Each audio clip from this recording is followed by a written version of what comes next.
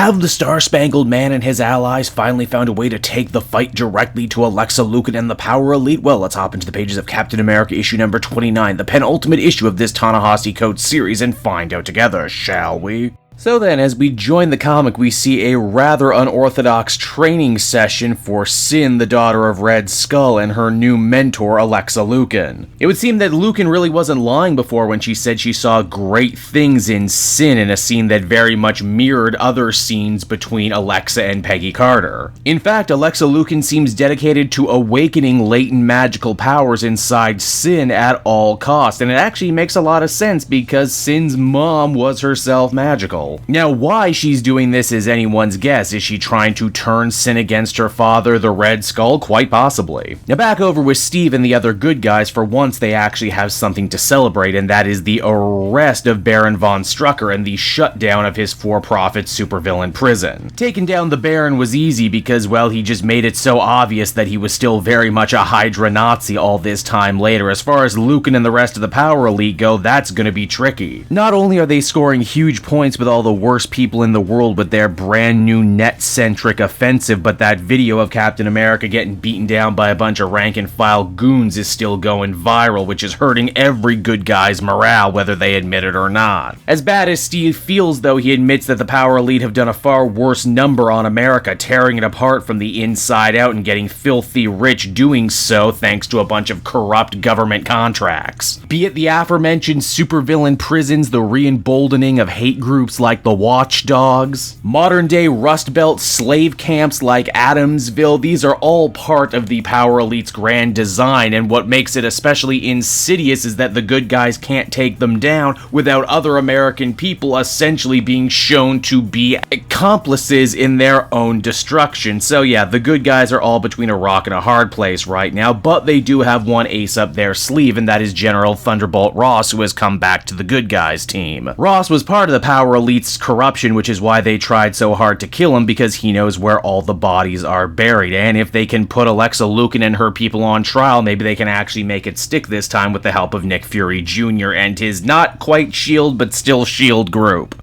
The biggest hurdle of all in dealing with this problem, though, is Alexa herself. She is a Russian national, and it's not like they can just pop over to Moscow and arrest her without causing an international incident. Steve once again gives one of his oh-so-popular impassioned speeches where he says that if they end up stooping to the same lows as the Power Elite to stop them, then they're ultimately no better than the villains they've been fighting this whole time. Steve vows that he's going to work this problem from the other angle, and that is go after Alexander Lukin wherever he's hiding, and well, again, we're not really clear as to what exactly he's going to do after that. Furthermore, despite his impassioned speech about not going to Russia, Winter Soldier and the Daughters of Liberty decide that that's exactly what they're going to do anyway. But hey, wait a minute, we still got more loose ends to tie up. You'll remember that Sharon Carter had been engaged in quite the antagonistic back and forth with Kingpin Wilson Fisk, yet another former member of the Power Elite, on the outs with Alexa Lukin currently. Wilson had forked over a very important dossier on all the group's evil doing, and now Sharon has come to him once again under the guise of paying back the favor by giving Fisk the outline of everywhere that Alexa Lukin is going to be for the next couple days.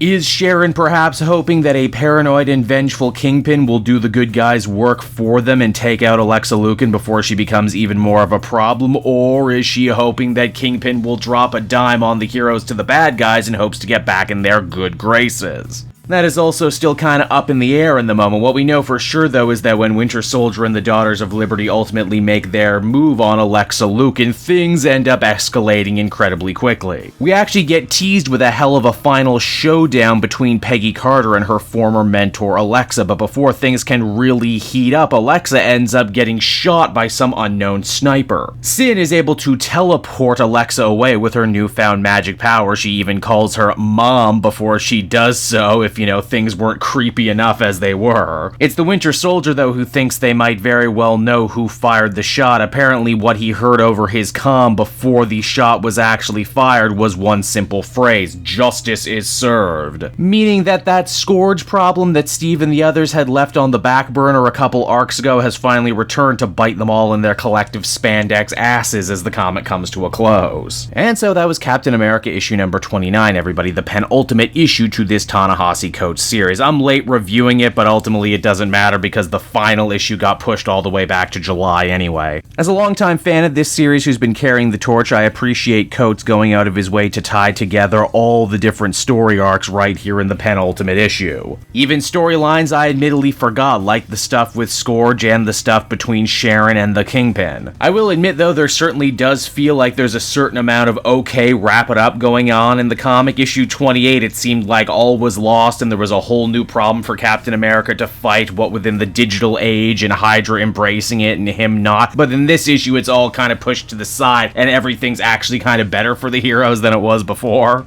Same goes for Cap giving an impassioned speech about how they can't stoop to the power elite's level, only for the other heroes to end up going to Russia anyway. Now, whether or not they told Cap about that, or if there's yet another layer to that story is yet to be seen, but it all feels a little weird though in this issue. Overall though, I think I'd still feel comfortable giving this one a 7.5 out of 10. I know as a longtime reader of this series, I certainly felt rewarded with all the different references and shoutouts, and it all looks like it's leading to one big finale in the next issue. Hey there everyone, Cape Joel again, and I want to thank you so much for watching to the end of the video. As always, if you liked what you see, be sure to like, subscribe, comment. It really helps drive engagement and helps me out too. Also, if you are a patron, which you can become for as little as $1 a month, you will get exclusive content that no one else can ever see, and you'll get to see the Comic Multiverse podcast before anyone else too. You can check out all this and more down in the description. And until next time everyone, this has been Cape Joel, and I'll see you all next time. Cheers.